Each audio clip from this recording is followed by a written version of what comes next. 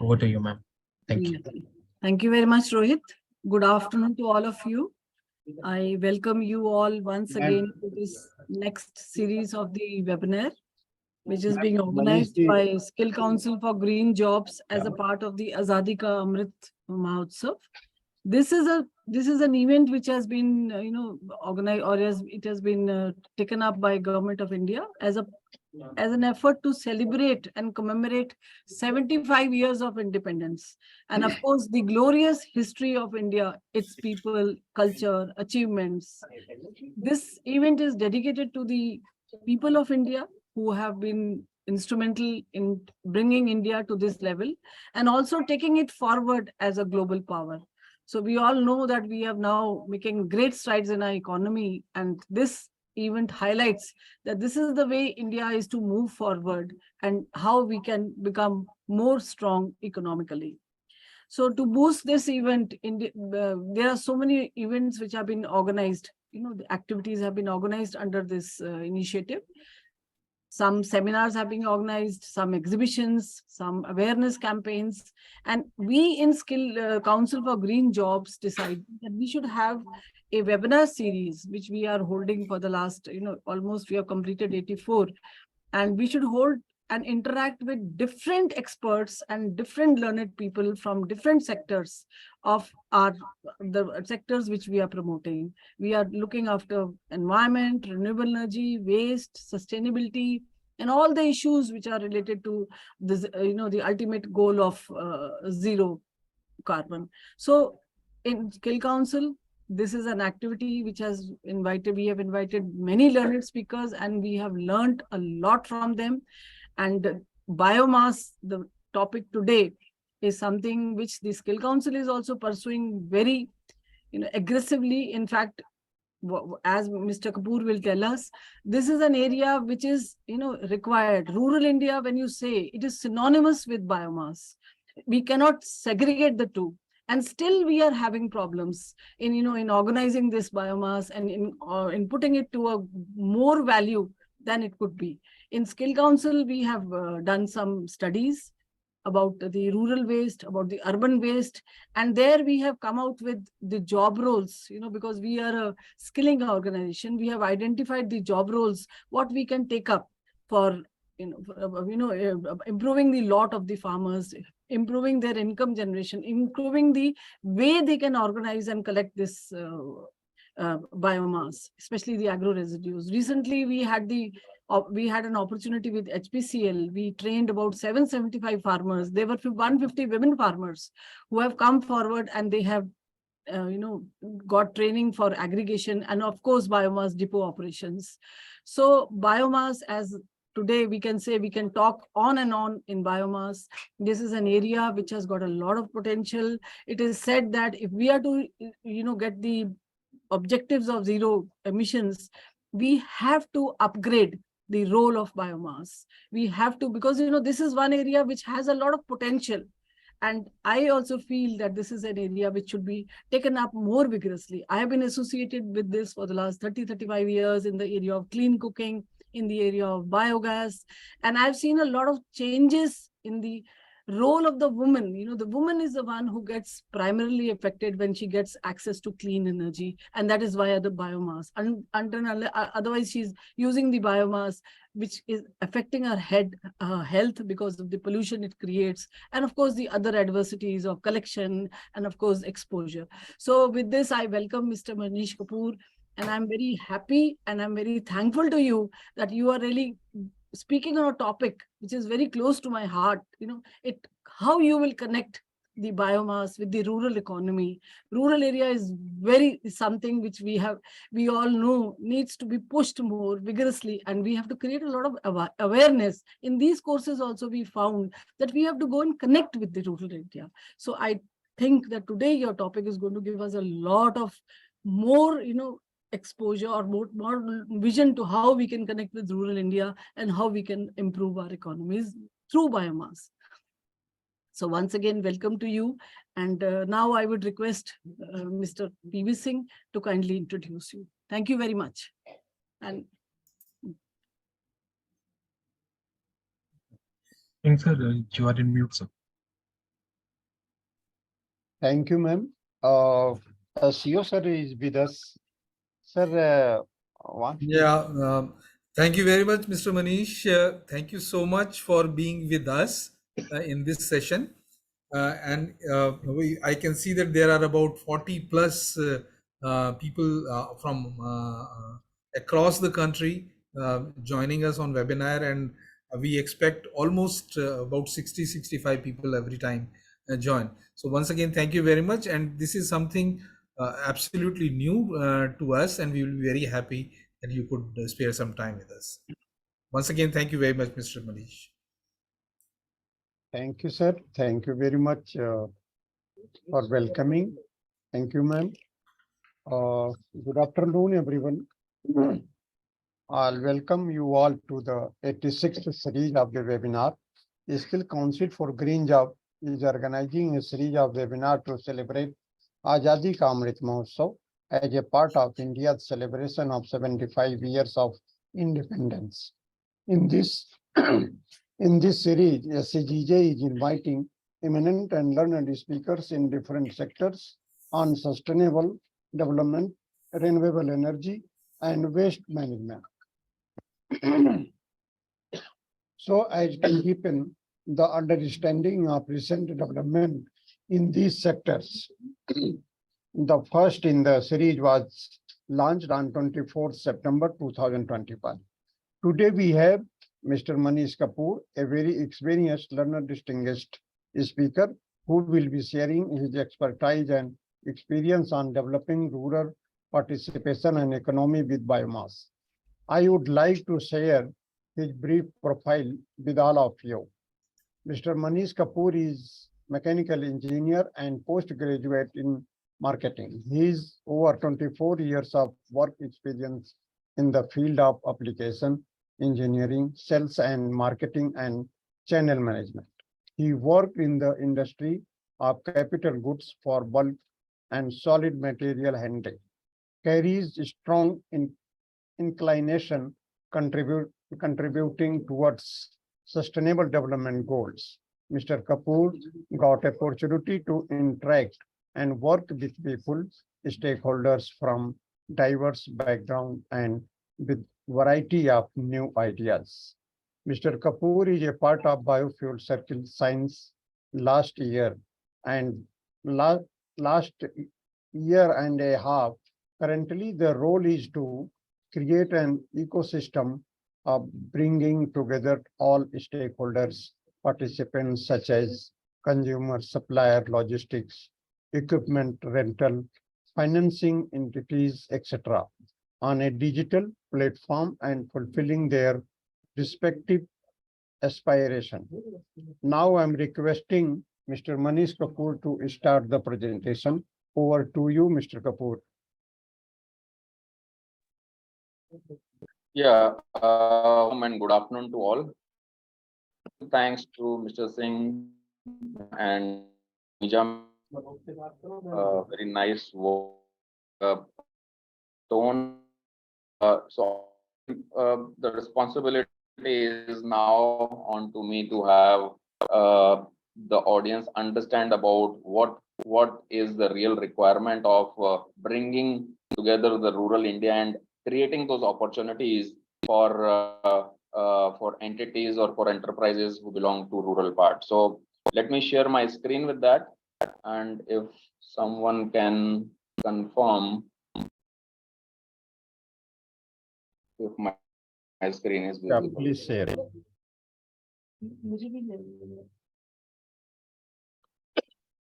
Yes, Yeah, it is visible, sir. You can go ahead. Yes. So our topic today, my topic for next 50 minutes or so would be developing rural participation and economy with biomass. So basically it is for suggesting enterprise opportunities in the bioenergy sector. So that is our important main role, that what kind of enterprising opportunities which could be developed, and these rural enterprises specifically, it consists of farmer collectives. So like FPOs, it's farmer producer organizations. So so our discussions, our journey in next 50 minutes would be considering that how we can create these kind of opportunities and what are challenges and how we can mitigate that. So for this,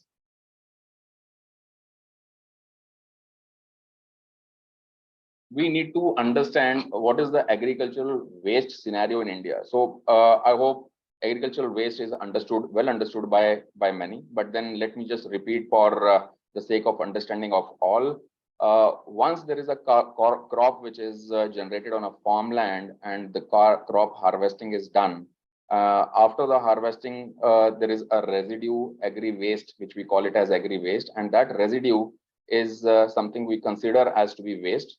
But we say that waste has to be converted into wealth, and this is how that it shows the description of various agri waste which are generated on the farmland. This is the scenario in India currently. So the bar, it shows three trend lines of three different decades. So what was the scenario in 2010-11, 2021, and 30-31? So we are going to have more waste getting generated at our farmlands, and the distribution of various commodities which are mentioned. So the largest contributor towards the agri waste is rice, paddy straw, and husk, which is available. And then number two, it comes wheat straw and sugarcane. So generally speaking, contributors of generating agri waste in large quantities at our farmlands.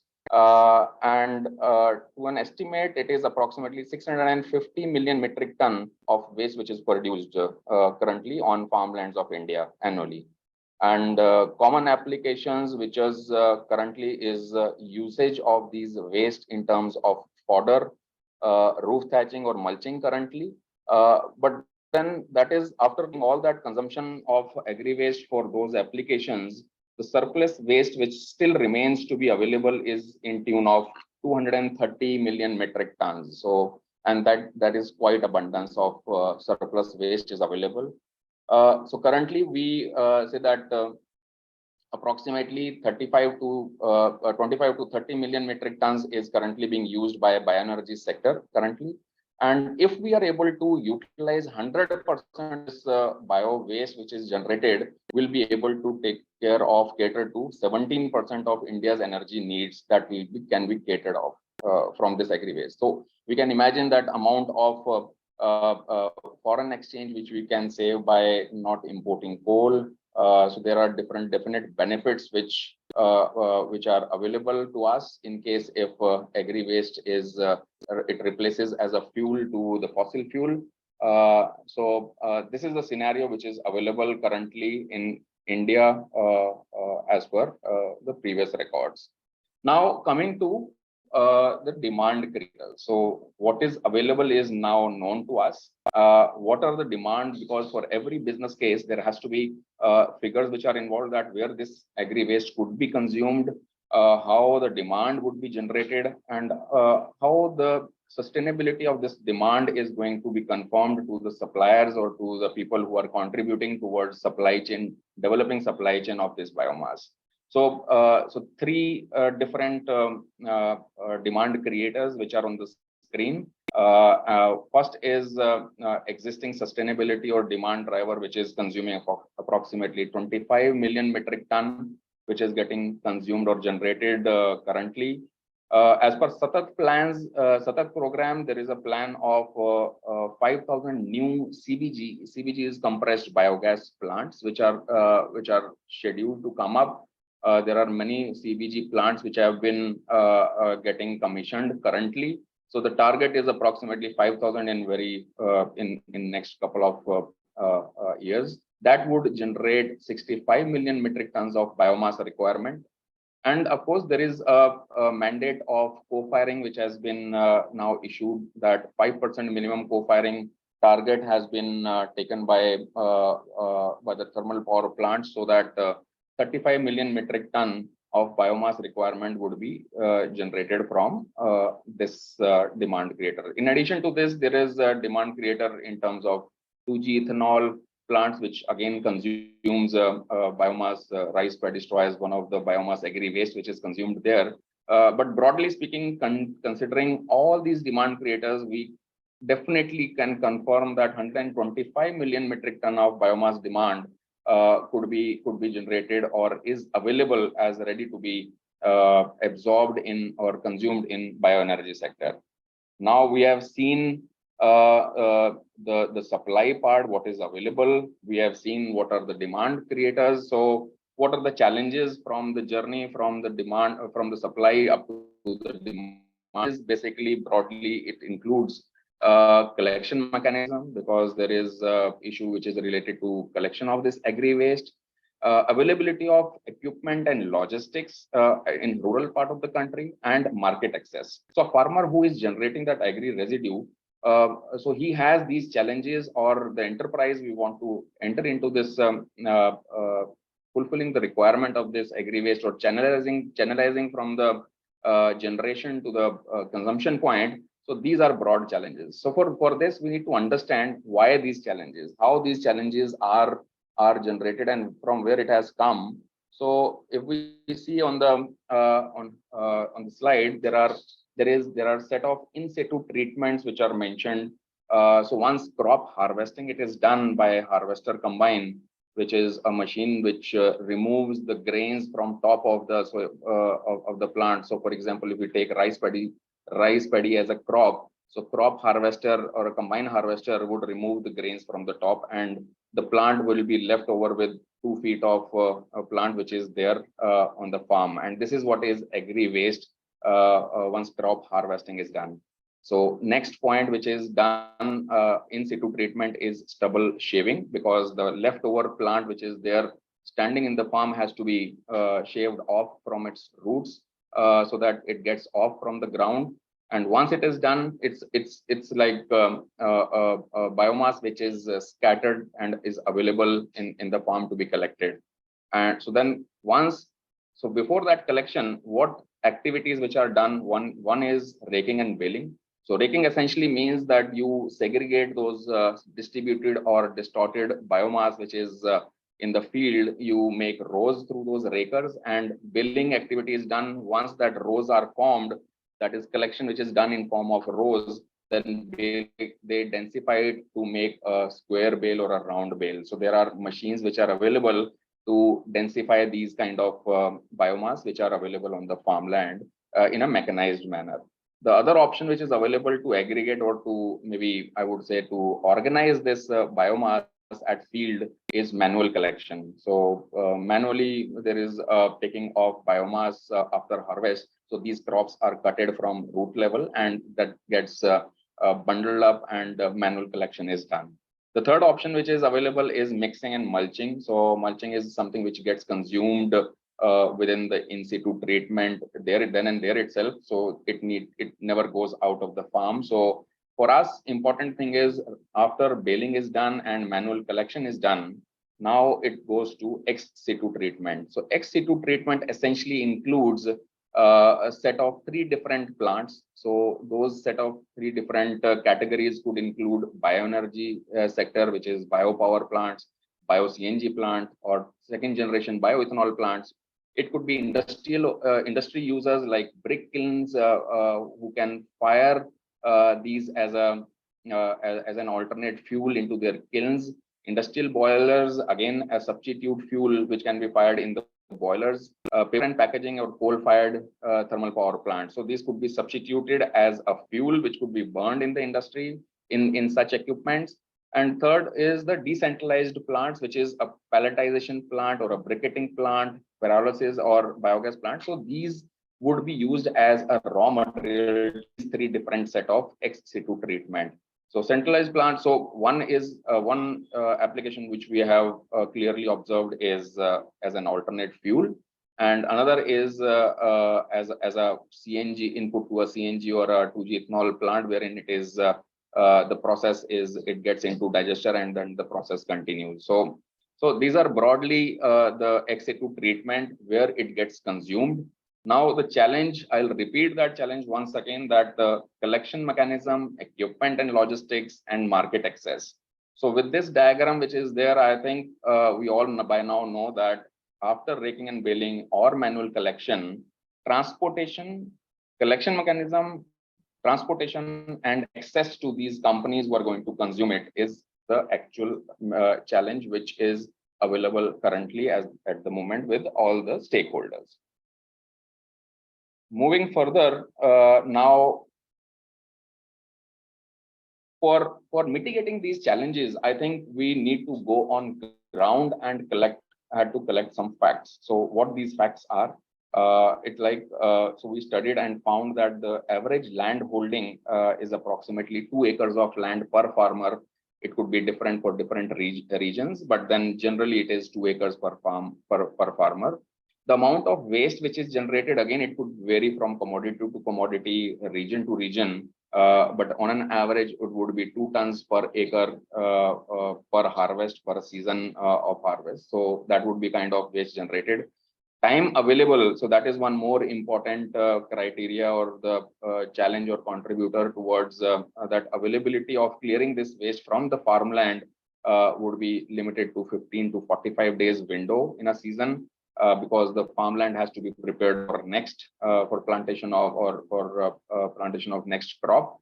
Lack of infrastructure for collection and transport, which is, of course, by now we know that it is there. Economic value, which is less than the cost of collection, because there is currently it is considered to be waste, but now we are trying to convert that waste to wealth journey. So currently it is waste, but then we are going to generate wealth from this waste. So, so the cost currently is considered to be higher in terms of collection and transport of that material.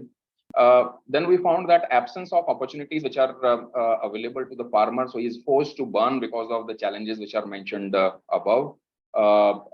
Increase in agriculture has resulted in increased quantities, because as we grow, as the crop production grows, as the yield grows, it is going to increase the agri waste also on the land. So what we have learned is that if we are able to convert this into something which is meaningful in terms of monetary value, it could be somewhere around 8,000 to 12,000 rupees per season or per year for a farmer to generate an extra income. So I would say this much amount is definitely be sufficient for 1 or 2 kids to be educated in rural India. So I think we should not be looking at the value in terms, but it has some value. So it could be increased later further as we grow with volumes. But these are the facts, I think, which would be the starting point for us to further. And once we have established this, now who is going to do it and how it has to be managed? So on the top of the priority list, we feel that farmer collectives are the best suited people or set of organizations which are sustainable farmer organizations, FPOs, so farmer producer organizations, which are of the farmer, by the farmer. So it is a group of farmers. So FPO would be the first choice. It could be a rural enterprise or a rural entrepreneur, of course, that would be there. But then we did groundwork. So these are live pictures which I have shared on my presentation. Is that since there is a direct participation of farmers through this FPO, so farmer collectives is something which would be more appropriate, and bringing them in the mainstream and making them as a stakeholder in the process of this journey of collection, aggregation of farm agri waste. So it is very important to have farmer onto board as a stakeholder with us. So currently we identified that approximately there are 16,500 FPOs which are available, which exist, but out of which approximately 4,000 FPOs are properly organized currently. This is all India figures, and on an average there are approximately 100 to 500 farmers under one FPO. So these are a few inputs or figures related to what is the size of available the power which we have, or the legs and arms which we have to work together onto this mission. So because since the quantum is quite high, we require more number of participants, more number of people coming together, and farmer would be the best option to get as a stakeholder in the entire supply chain. So what do we provide as a solution? So now coming to what do we have to offer once there is an FPO which is now set up, there is an FPO which is identified. So our solution would be, I would say, this is one of the most important slides, starting point of the presentation, that our focus is as farmer-centric enterprises like FPOs, which I've already mentioned, and based on the economic fit which is available.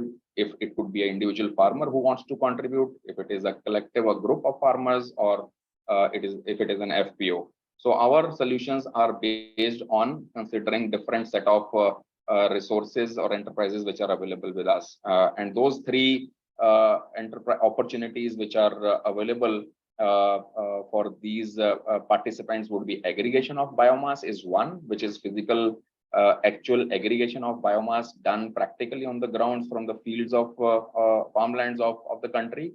The second is rural storages and warehouse, because once aggregation is done, and then we know that the window of aggregation is not more than 45 days. So once within that window of 45 days, once the aggregation is done, it has to be stored. So there's an opportunity for somebody, for our stakeholders from the rural part of the country to create warehouses or storages of this biomass. And third opportunity could be that this rural enterprise or individuals could be a briquette and pallet manufacturer. So I would say these are the opportunities which we are mainly focusing and are able to offer. We'll be talking about a few more solutions in addition to this, but these are the three ones which are, I would say, the key focus or the main important focus solutions from the entire range. Now on the slide number 8, so this shows the figures shows that how the contribution of an individual. So figures might be different for different commodities. So this is just an illustration which shows that if what is the type of value addition which is done at every stage. So once a biomass which is generated from the farmland, it could have a monetary value of, say, for example, 1,500 rupees per ton. The figures are in is rupees actually. So 1,500 could be the value of that product of that agri waste. And once there is a in the entire chain, so the contribution or the value add to that farm waste could be a labor transport. If there is a aggregation or transportation which is done, that creates more revenue of up to 500 rupees. So it could go up to 2,000 rupees. If there is a storage which is available with that individual by or a farmer himself, then he can have a revenue generation which is increased by another 250 rupees. It could be 2,250 rupees. Conversion of this raw into some meaningful fuel or in a way which is consumed by industry. So that value add plus margin and transportation up to the last point. This is something which shows that in the entire journey where the contribution could be, and he can have, or an individual could have higher revenue generation for himself. So so it is just a representation of the entire steps which are available for creating more revenue for themselves. So typically a village with say 1,500 acres of land under cultivation could generate additional economic activity by having this as 75 lakhs of rupees per year. So this is just an estimate of with few assumptions like 1,500 acres of land. So this is the amount which could be generated by a village. So a village consists of those farmers. So this is how enriching the rural economy, a business case which is available for individuals or entrepreneurs to understand and decide at what level they would like to enter into this entire steps of the value add to this product. On left hand side, there is an image which shows that it is a briquetting plant which is run and operated by a set of women. And I heard Damija ji, madam, she's talked about women participation. So this picture is essentially narrating that story, that and it is a live case wherein the set of women are operating this briquetting plant in south of India. So this is how. Let me now elaborate onto what and how it is to be done and what it requires when we offer these solutions, starting from aggregation of biomass. So aggregation of biomass, if it is proposed as a business case, the enterprise, rural part. What is it requires coverage of, say, for example, 5 to 10 villages, because the vision or the view has to be there that how are the capabilities defined for that particular entity, and what is required to be done so that we prepare such entities or enterprises to be participant, a sustainable business case which is available for them in aggregation of biomass. So coverage of 5 to 10 villages would be something which is required. They would be doing buy and collect of agri waste from farmers during harvest season. That is physically has to be done. Prepare to sell if there is some value add again, cutting, shredding, or it is conversion of those raw biomass into bales or some other form has to be done. Stored during the season for a better price realization. So as the season changes, there is a change in pricing. So that is something stored for that duration. What kind of investment which is required? It would require vehicles for evacuation. That would include tractors, balers, rakers, and different equipments. So we help them arranging that, what kind of equipments that would be required for such activities. So that hand holding is, of course, is available. What benefits does it reap is sustained and reliable business enterprise, because as we know that there is a availability of raw material at farms, which we have already seen. We have now also seen that what is the demand creators and what is the consumption point. So it looks to be a sustainable and reliable business proposal, and it gives a confidence for that enterprise to be part of this. So, and of course, it creates rural employment, and clearing these farms once there is agri waste which is cleared from the farmlands. So it eliminates burning of agri waste. Like we say, na rahega baans, na bajegi bansuri. So it's like it is cleaning of agri waste from the farmland, and there'll be nothing to be burnt, and the farmer would be saving on to a cost of a matchbox also. So capacity, so there are a few figures associated with that, which again would be important. That what is the quantum this enterprise would be looking at is, say, 15 tons per day is a kind of aggregation if they are operating 100 in a year. So annual turnover would be somewhere around 56 lakhs, and gross margin would be 7 lakhs, and capital investment at a capital investment of up to 15 lakhs of rupees. So, so giving some idea about what kind of capital or what kind of figures which are involved with this process, so that the scaling could be done and additions, the actual mapping of number of villages could be done appropriately.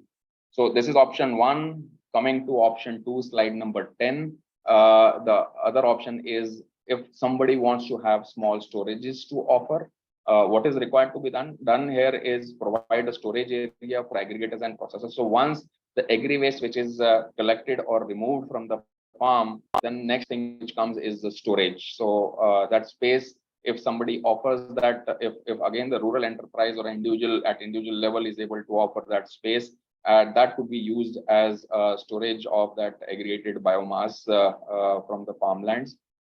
And depending on what is the quantum, up to say quarter or to half of an acre of storage would be requirement. It should be a weatherproofing which is required, so that rain protection is done, environment protection is possible to maintain that storage.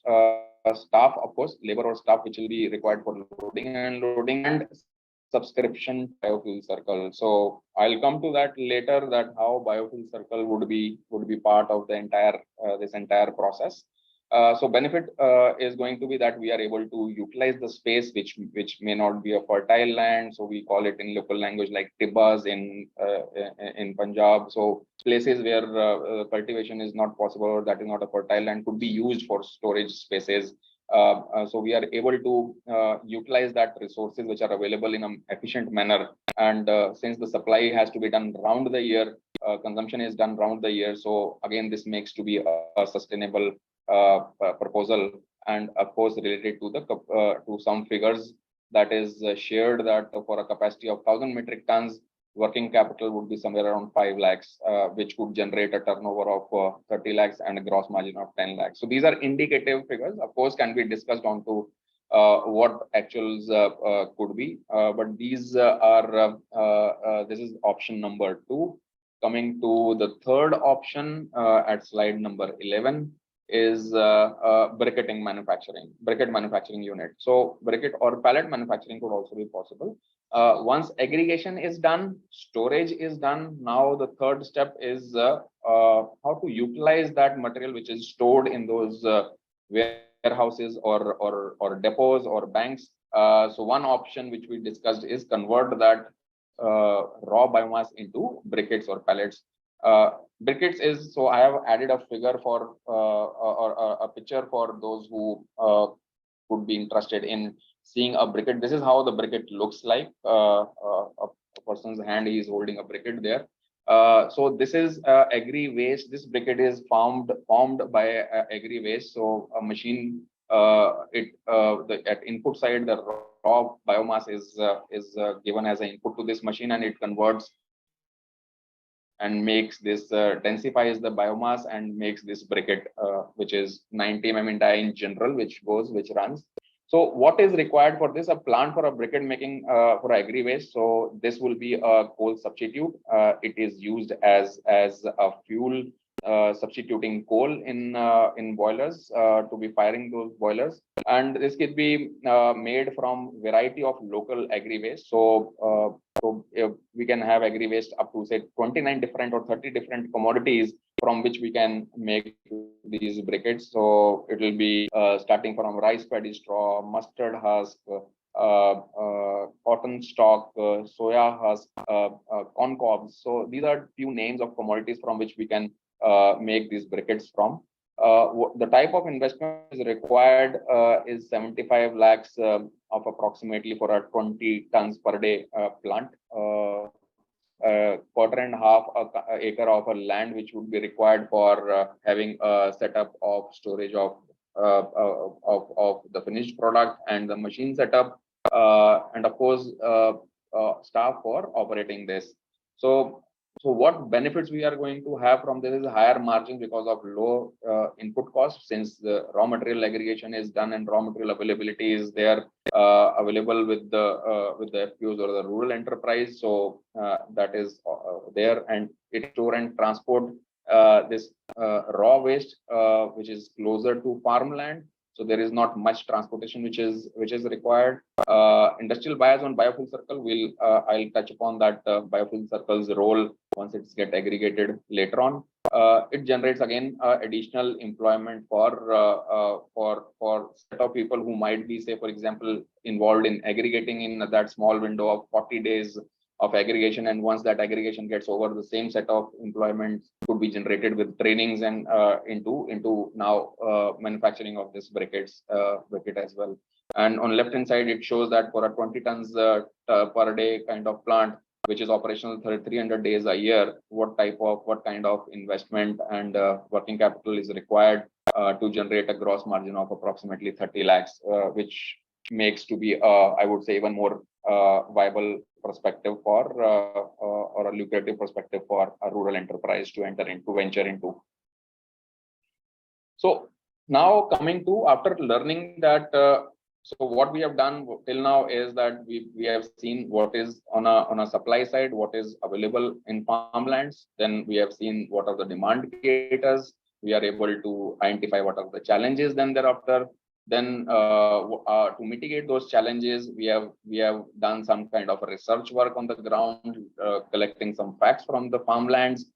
And once that facts were collected, then was our solution, and that solution was in terms of 3 different options which we proposed till now. Now comes the slide, which is slide number 12. This is this FPO or enterprise who is involved into these aggregation or storage or manufacturing as a briquette plant would be a rural franchisee, and this is considered to be a biomass bank. So we name the name biomass bank is specifically given to the activities which have been discussed so far, and the FPO which is running that would be a rural franchisee of BiofuelCircle.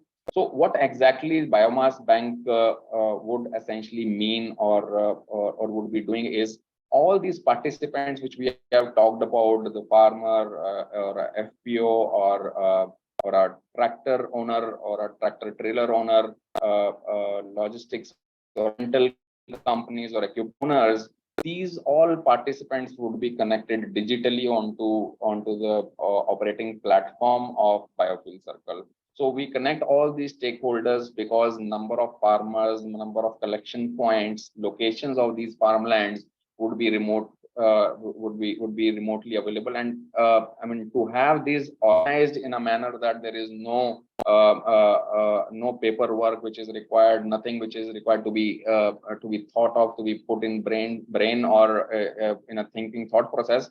So everything gets digitalized, captured, or it becomes an operating system for all these participants who, when they log in into the system, and they have their own role to play. So a farmer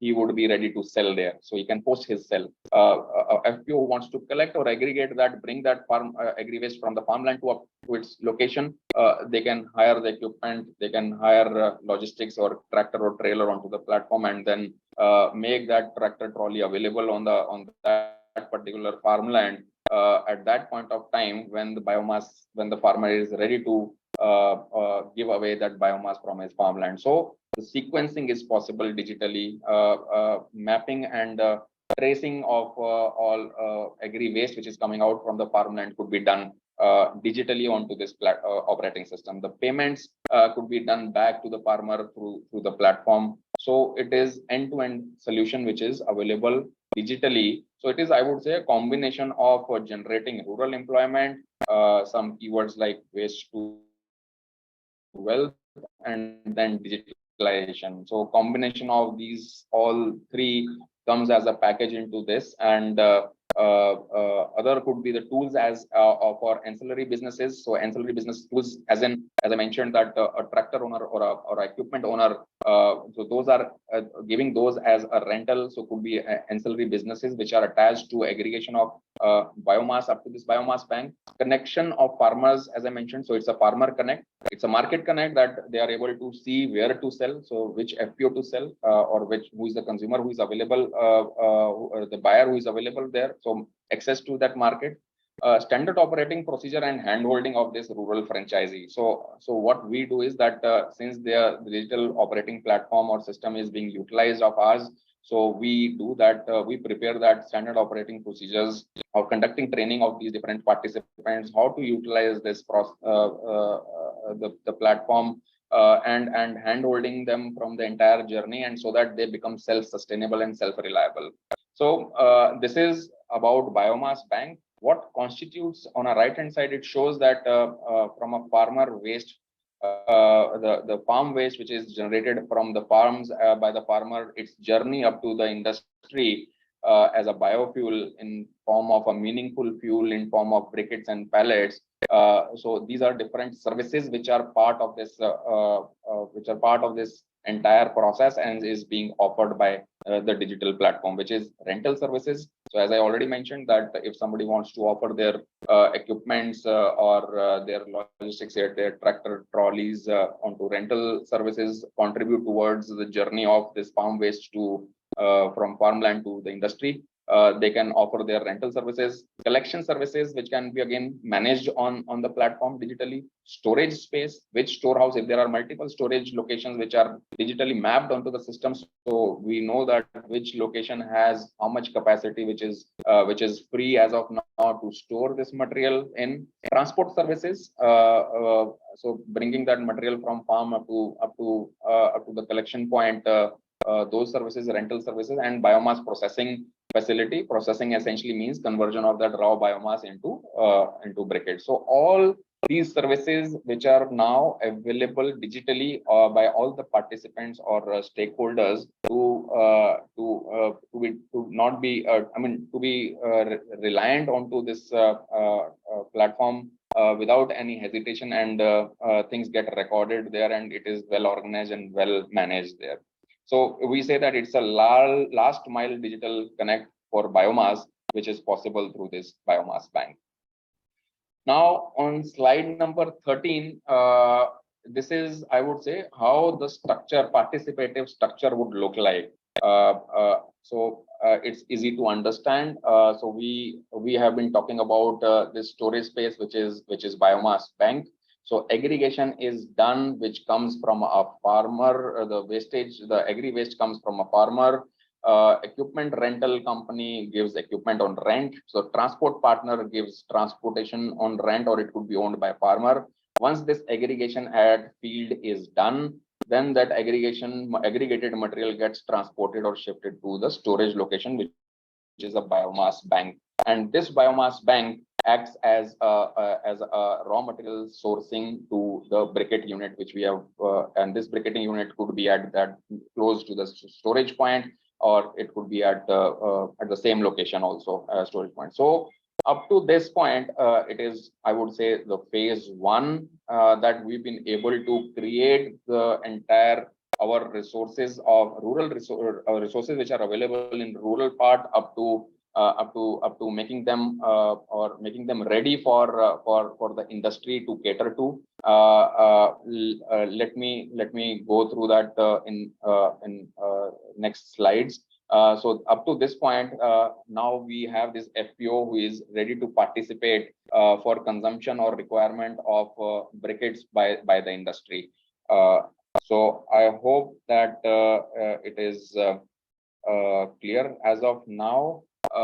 Coming to slide number 14, this is a live case which I just wanted to share with you. This is a pilot. So having said all of this, that this is to be done, this farmer has to be connected, or FPOs has to be trained, or biomass bank has to be operational. So we did this pilot in Maharashtra, and successfully, I would say that we've been able to do it. This was a project which we did for GIZ through BIF, and with all same objectives which we've been discussing till now, and we've been able to demonstrate this biomass bank establishment, aggregation, transportation, storage, and bringing that raw material up to the briquetting unit. So that was done by collectives of farmers there, by deploying those resources which are available, and if they were not available, they were arranged by the resources. So the pilot of whatever we have seen in last 40 minutes have been done successfully in Maharashtra. And now, since it is successfully done, we are now replicating it in other parts of the state and the country. So I talked about three main important aggregation, storage, and rural briquetting plants. But there are, I would say, two or few more opportunities which are available in form of a quality laboratory, which could also be set up by our skilled technicians who belong to that village area, or maybe in that part of the country where so now if the skill has been upgraded and we have technicians who are locally available, so there could be local quality testing laboratories which could be set up, is one more option which is available. Since there is a farmer connect through these FPOs to the industry where they are going to supply this aggregated biomass. So one example is if the raw material is supplied to a biogas plant, a compressed biogas plant. So raw material which is generated from a compressed biogas plant is a biofertilizer, which is fermented organic manure. So since we have Connect, which is already established digitally onto the platform, the entire biofertilizer which is generated from the CBG plant could be brought back and distributed to the farmlands where the aggregation of biomass was done. So this is again an opportunity for an FPO to become for example, a sales partner of getting that fermented organic manure disposing off back to the farmland, enriching the carbon value of the soil. So I think these are few more which are business opportunities or business case that are available. So all these things which we have discussed. So we have physically conducted consensus building activities at village level. So these are again photographs which are photographs that are live from our team going to villages and meeting local farmers there or enterprises at rural side. So Gram Panchayat Karyalaya, so few photographs which shows that this is how that information development or sharing that information or sharing those business cases or business ideas were done. We also managed to have awareness campaigns locally in rural part. So there are a few images which shows that getting up to that level that we want all those participants to be aware, because awareness is one very important aspect of in this case, since it is new and there are new people who are getting associated with this sector. So awareness is something which is really very important, especially from a point where we expect raw biomass getting generated. So since it is a starting point, so starting point awareness is something which is quite important here.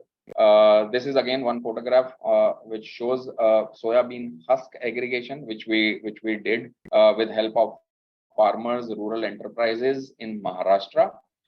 And this was done in the season. And once this aggregation was, this is another example of sugarcane trash aggregation. So if you see on this slide number 19, and this is a raker which is bringing all those sugarcane trash in, making it into rows. And once it is done in rows, these are type of bales. So these are densified to form a bale onto farmland, and with the help of laborers, these trucks are getting loaded. And once it gets loaded, it reaches up to the unloading point, and this is how the bales look like. So this was again a sugarcane trash aggregation which we conducted, which we did in Maharashtra. This is for cotton stalk aggregation. Some pics. So cotton stalk, it was shredded since the transportation has to be done. So shredding has to be done so that we can transport that easily to other locations. So shredder was brought to the farmland, and cotton stalk was converted. It was shredded, and then it was loaded onto trucks. So rain protection, which was done by local farmer collectives there, and it was sent to briquetting unit as a raw material for making briquettes and pallets. So what all additional possible applications could be? So as of now, what we have heard is solid biofuels in form of briquettes and pallets, things in gasified biofuels, liquid biofuels in form of biodiesel or 2G ethanol. So supply chain, developing supply chain for liquid biofuels, developing supply chain for compressed biogas plants. So these are possible. These are applications wherein we are currently already working here. In addition to these fertilizers, which I have already mentioned, that it could create a circularity of bringing that FOM back to the farmland. So that connects, which are available digitally on the platform in form of consumers like farmers, getting things back to them for biofertilizers, and of course the enriched fodder for cattle feeding in so silage and hay distribution. So these are more possible applications which are possible through the digital platform. Now coming to the phase 2, I think this is a slide which is already you are familiar with.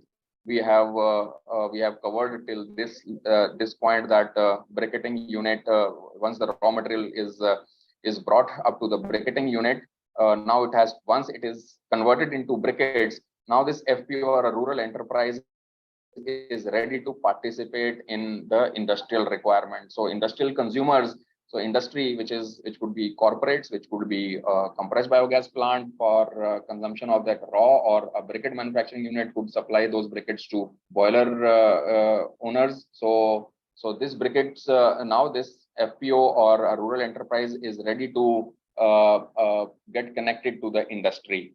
And there comes our phase number 2, bioenergy marketplace, wherein BiofuelCircle as a platform, it connects buyers and sellers, and the entire transaction is done online on a digital platform. So in phase 1, we have seen how aggregation of raw biomass is done and brought up to the biomass bank, and it get collected and it got converted into briquettes.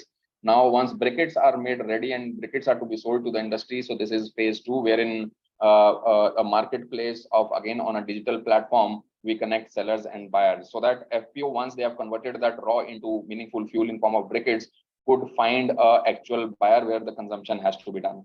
So BiofuelCircle also offers that digital platform for connecting those sellers to the consumers or buyers, wherein BiofuelCircle is providing transportation and assurance and settlement of price is done. So entire the platform role is to discover the prices onto the platform. So once the FPO is into the main league of the supply chain or the suppliers in line to other briquette and pallet manufacturers, so a price discovery is possible on the platform. So there are a set of suppliers, there are a set of consumers, so they can discover, a supplier can discover what all buyers which are there on the platform. A buyer could discover the set of suppliers who are available. Once the price discovery or the connect is established, then that's converted into a deal.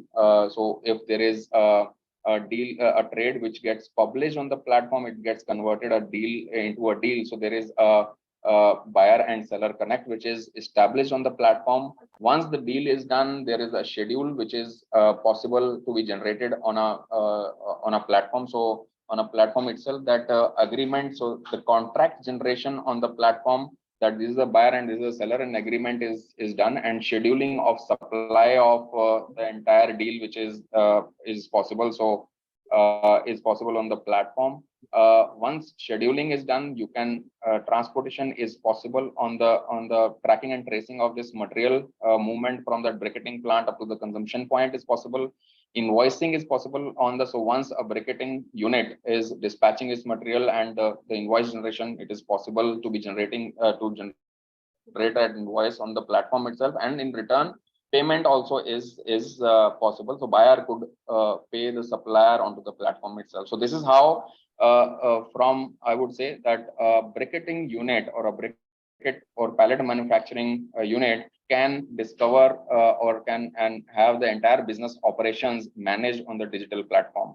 There is also a trade finance possibility which is available on the platform. So in case if the financing facility which is required by a seller is also available on the platform. So it's, I would say, the end-to-end services which are available. So there is no separate requirement of maintaining records or accounts or ledgers. So everything gets recorded on the platform itself.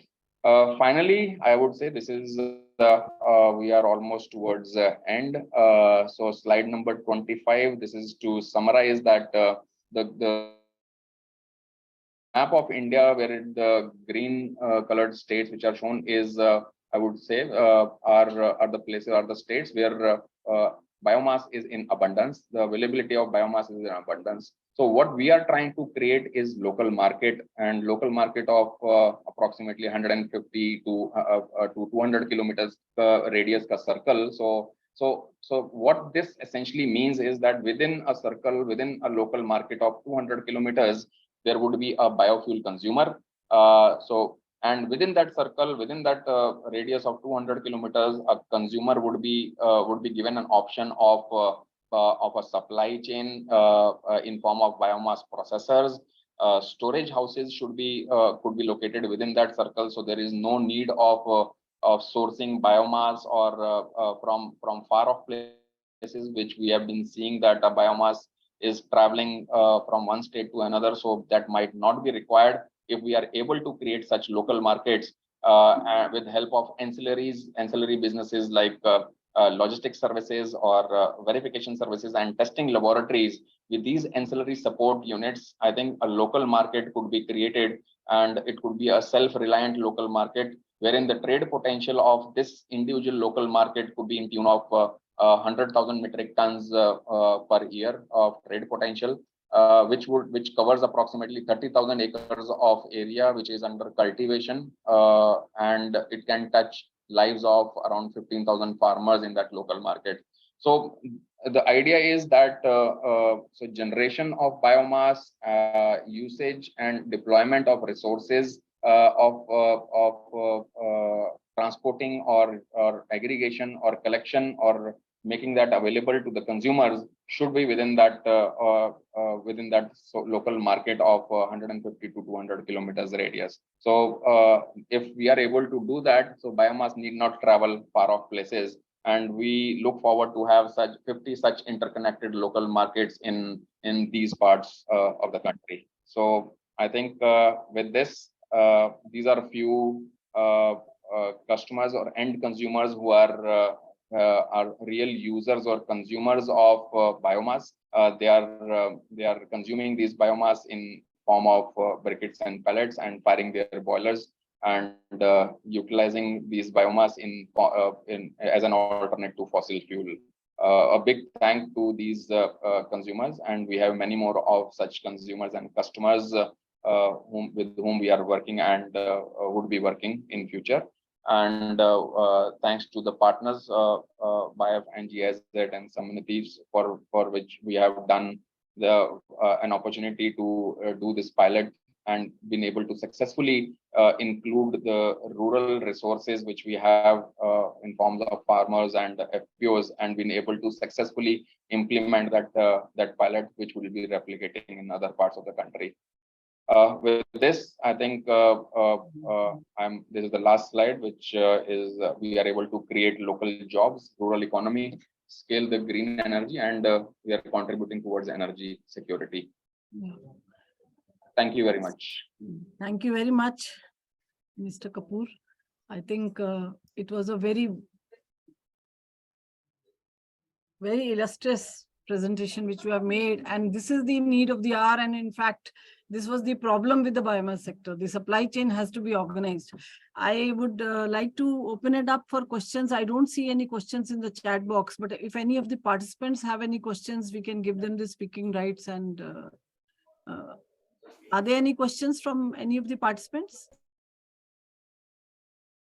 I think it was very vivid and very good presentation. It covered all the aspects. In fact, Dr. Dhamija, I would like कि आप इनको बताएं how we have our I'll come to that. qualifications and what kind of a trainings we have done. And in fact, I see a lot of synergy between our activities and their activities, and how their industry can support. And in fact, Manish ji, I would like one more session of yours. Typically, catering to the entrepreneurship opportunities existing in biomass and biofuels, because we are, as Sector Skill Council, we are really promoting more and more entrepreneurs, because jobs, we don't know how much jobs and how many jobs and whether we get them or not, but we would like to have a dedicated program, maybe a day session or 2 days session kind of a thing around we have our e-learning platform actually, so we can announce a program on entrepreneurship in bioenergy and biofuels.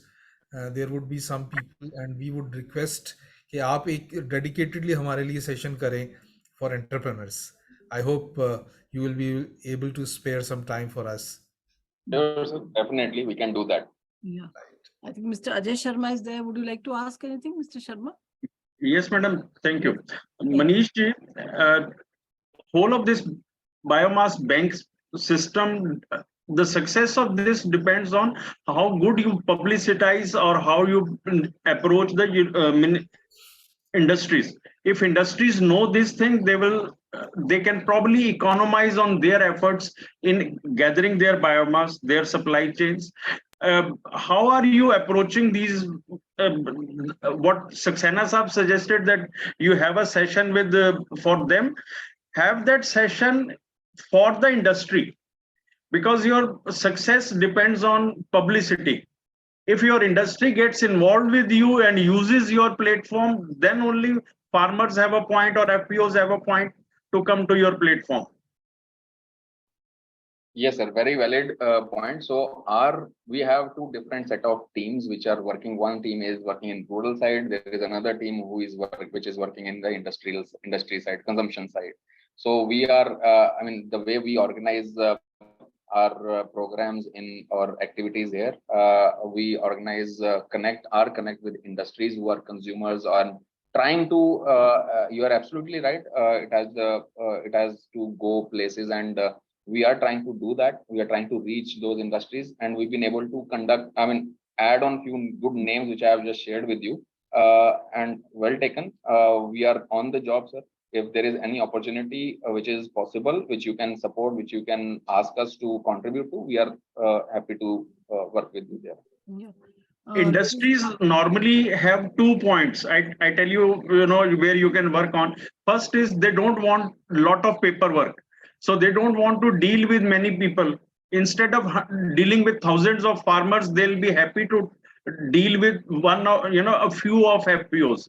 But they want a sense of reliability.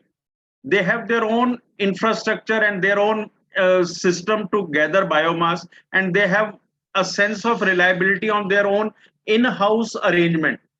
Can you give them the similar level of confidence with your supply chain? That is where you'll have to give them a kind of confidence that they can depend on you.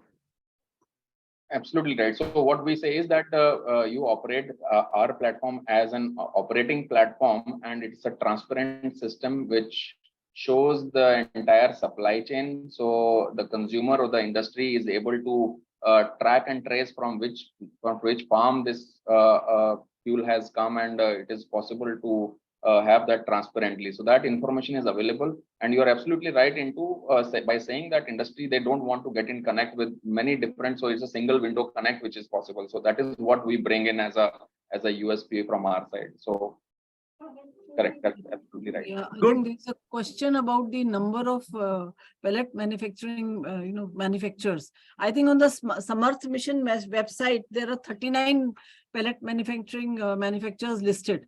So either you can, so Mr. Sumit, you can share your email, we can connect you, we can send you that list, because we also are doing training modules for biomass pellet manufacturers also. So we have that 39 people are there, and it's very nice to see that 39, because when I organized a meeting, we had only 15 in the ministry. So the extent of usage, extent of awareness, you can say, for this industry has really increased. In fact, in addition to the facilities. So there was one question about the power production, what type of power consumption is there for, to produce 1 ton of briquette. Yeah. Mr. Kapoor, if you could. So yeah, it is. I would say it is more specific to the machine which is used. So depending on what the capacity or the quantum of that machine, so power consumption is something which we can talk about in consultation with the manufacturers or OEMs of that machine. So that would vary for different manufacturers. Mr. Ajay Sharma would like to answer. Yes, please. Manish ji, just a suggestion. There are about 40 biomass power producers, and there are 500 plus paper mills that are producing paper out of crop residues. You can probably target them as well. Yes. Sir. Thank you very much for the suggestion, sir. Thank you. Definitely do that. This question is about the machine being certified, some sort of standardization. Has the machine been certified or tested by relevant authorities? So I think this question should be more to the manufacturers. There are standards for the machines which are being manufactured. So if I am correct, you can, if I'm wrong, you can correct me, Mr. Manish. Yeah, so technical answers to that consumption of a machine, or I would say that it is more of an answer which is, they are the ones, depending on what is the technology which they are using, I think they are the more appropriate people to answer that in terms of kilowatt consumption which is there.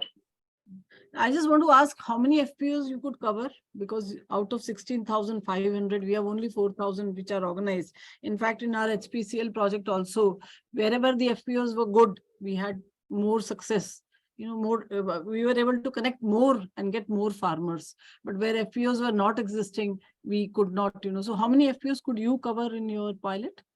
So, in that Maharashtra, we could cover around 4 FPOs. 3 to 4 FPOs there, and we are also working with those companies who are engaged in creating FPOs, so or making FPOs. So there are people who are working towards that also. Yeah. So and now we have also realized that in say in Uttar Pradesh there are specific FPOs which are related to rice paddy straw aggregation also. Yeah, So they are we have worked in they are Uttar becoming- Pradesh. Yeah. so they are That is- commodity specific FPOs also now. Yeah, yeah. So I So think in research is Maharashtra is more organized. I found Nagpur, I had visited Nagpur for the pellet industry is also very organized there for cotton stock residues. You know, but Absolutely. here So, I feel like- in Uttar Pradesh and all, I still much more is to be done. Even Haryana, I don't think we have any number of FPOs. And I wanted to ask about the biomass bank. You said collection services. Do you have any trainings? I think I asked you there when you presented in MNRE also. So do you have any specific training mechanism when you do give the collection services? You must be using the rural farmers for the collection services. So how do you, ensure that they do the job well? Like you train them, skill them, because there is a big role for skill council there. Absolutely. So we have our own people who are deployed in rural part who are trained. So training the trainers. So once there are trainers who are trained and they deploy the training sessions or programs with farmers at local level, which we are going to. I mean, we are scaling it up slowly. So as of now, since it was pilot. Now we'll be doing a live session there in Uttar Pradesh. There are a few projects which we will be conducting. So I'll definitely make you part of that as it comes. Yeah. So because we'll there share we more. can add value through our modules, because we do a certification, and the national level certification is also done, and we have modules where both practical and theory we try to, it's a minimum 12 hours we give, but it can be more if it is the need of the day. But the farmers were not available for more time. That was the issue in our trainings. We had to restrict it to 12 hours, and we have proper assessments also. So it gives more value to the training which they attend. So we had a concept of Gramin Bandhu, who is a local person there, who is engaging these farmers, having a connect with these farmers on daily basis or maybe daily basis in terms on regular basis. So so that is one more concept which we have brought in we have seen in Maharashtra. So we will be deploying such, because region specific it would be different. So UP may it would be a little different than what was in Maharashtra. Equipment So and all, you are training them on equipment also, or is it equipment may say if it is a basic tractor operating equipment, but then there are special operators for balers and rakers. So but those are separate skilled people or operators for that particular equipment. But then so since those resources are available, but in case if a baler owner is a farmer, so then training is done by the OEM also. So they also conduct that training sessions for them. We were very happy to, we could get Holland people, New Holland people. They had, their local dealers, they participated with us, and wherever possible, they did bring their balers, because the farmers, when they connect with the equipment, they feel more, confident that they can do it. And even the technology developers, Praj, who have set up this plant in Badayu, they were also a part of the trainings. So I think the trainings can be made more elaborate. Your trainings can be more elaborate and more connected to the farmers if you can involve us. I think Dr. Saxena will agree on this point. Yeah, in fact, we have a platform where we should, yes, please. I have raised my hand to say what you were saying actually.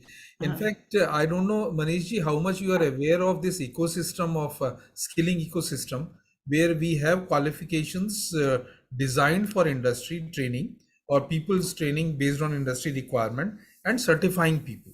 So as I understand, you are conducting some trainings for farmers, or maybe your subsidy organizations are doing that. So what I would like, frankly speaking, is that let us join hands.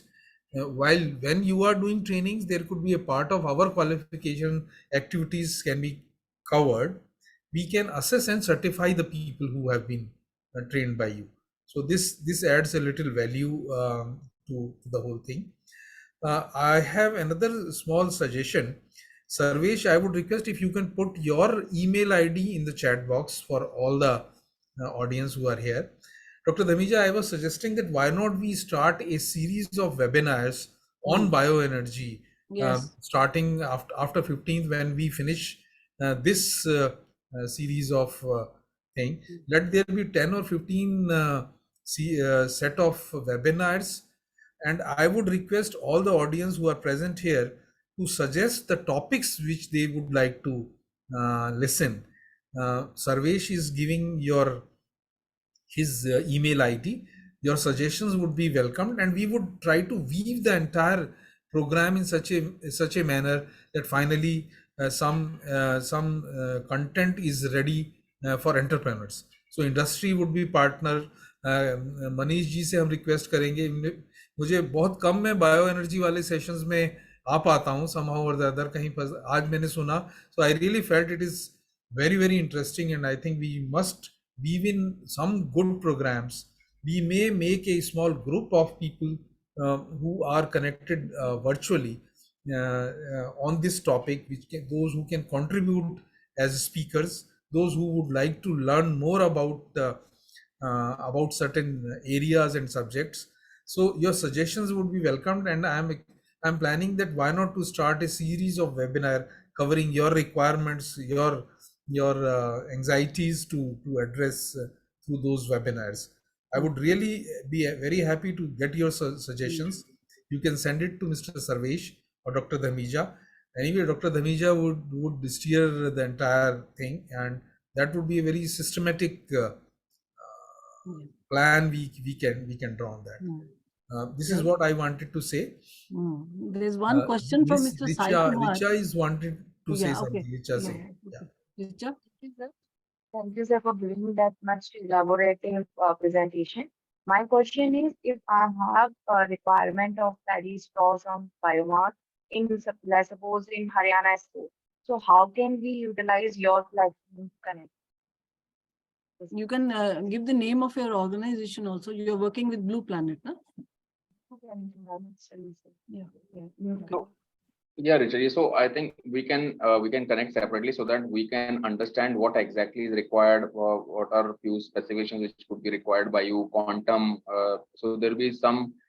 So there is a need analysis which we do for a consumer or for a supplier, which we can talk about that, and we can bring you on board and work specifically for you also, depending on what is the quantum of aggregation or the consumption which is required. So I have shared my number and email ID in the chat box.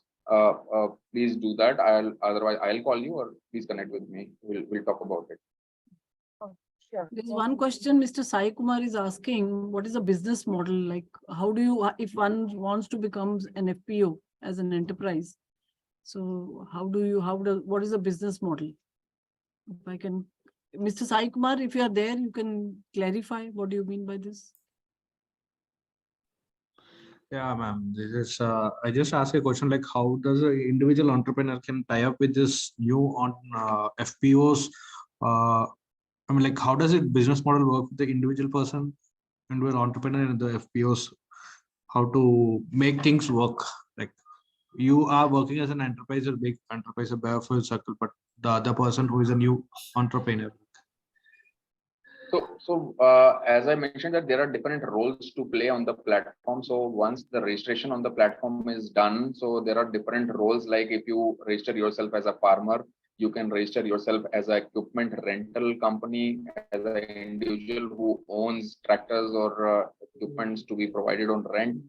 You can act as a consumer, as a briquette manufacturer there, or you can act as a consumer there. So your roles would be defined onto that platform, and once you log in their roles, so that part of the module, that business would be opportunity would be made available to you, in which role which you register yourself in. So if you are getting registered as a, say for example, a farmer, so then you can publish your sell trades, that this is the biomass which you are able to sell on this particular date at this particular price, and you have published your sell trade onto the platform. So the buyers on the other side would look upon to those sell trades which you have published and connect through the platform to you and give you counter, and then that deal could be established. So this is how the connect is done, and there is a back office team from our side also, which is which assists or in connecting with suppliers and connecting suppliers and consumers there on the platform. One more question. Recently, the MNRE has given up a new policy for the only 3 states. Why the southern states have been actually ignored? Is it only due to the stubble burning happening only in those 3 states like UP, Haryana, and Punjab? There was some incentives provided by them, and the other rest of the states were completely ignored, or else like the southern person cannot able to open any unit over there. Like if this is my feedback, and you Mr. can Meena, able to. Mr. Meena is here. He may be able to answer this question. Why southern states have not been included, or you can take it up with the ministry. This is as a feedback. You can take it up to this people. Yeah. So there is one request. I think, Sarvesh, you can put my email ID also in this thing. One gentleman has asked for it. Okay, Sarvesh? Yeah, okay. So I think if there are no further questions, we can, Ma'am, Sumit Sharma has written something. No, If he's you could asking for just- suppliers and all that. So we will give them the list. It's available on the website also, vendor list for pellet manufacturers. And in general, there are good companies all over the country now, not only in Punjab, Rajasthan. I think so. There are many companies. I've been contacting them because we wanted some validation on our training modules. We interact with the industry when we make the training modules. So I think now I can thank you, and I'm very happy that you came and joined us, and you gave us I was very impressed with the presentation you gave in the ministry. So I wanted you to connect with more directly. And of course, this is an expanding area where we need more people like you. The supply chain is too huge. You yourself have said 125 million tons is the demand. So there have to be more and more companies who have to come and who have to connect. And we as Skill Council are always there.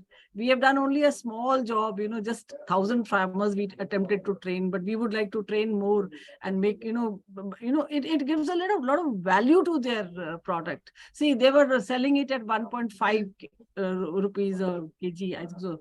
1,500 a ton, that is the price you have quoted. But HPCL has come out with a price of from 2.8 to 3.4. So that is a big addition, and they were very willing to take up this activity.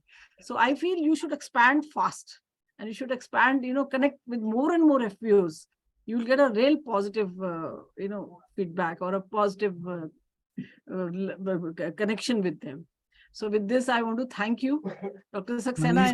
Manish ji, my compliment to on your beautiful presentation. Yeah. I'm not talking of the content of it. I'm talking of the way the whole PPT has been made. It's really very good. Yeah. My compliments to you. Yeah, thank you very much. Thanks a lot. I request Mr. PB Singh to kindly say the formal vote of thanks. Yeah, and all the participants also. Thank you, ma'am. Thank you, CEO sir.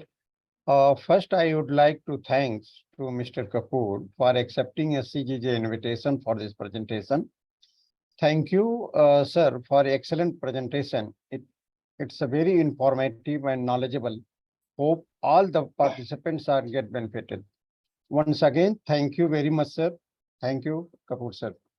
Now I would like to thank all the participants for their valuable presence and support. Your presence is provide motivation to us. Thank you very much, all of you. Thank you. Thank you very much. Thank you. Thanks a lot. Thank you all to give us a time and listen to us. Thank you very much. Thank you all. Thanks. Have a good day. Same. Bye. Thank you, Ajay ji. Thank you, sir.